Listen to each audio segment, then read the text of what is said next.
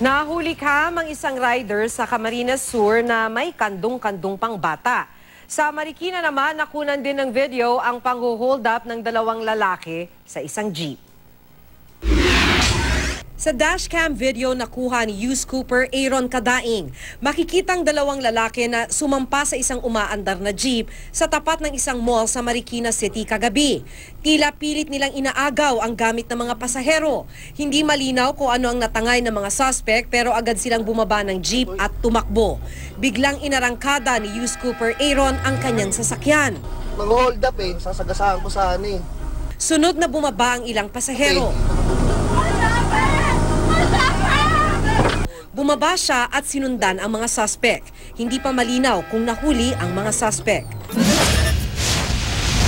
Nahuli din ang peligrosong pag-angkas ng dalawang maliit na bata sa isang motorsiklo sa Camarines Sur. May mga helmet ang mga bata pero walang footrest ang motorsiklo.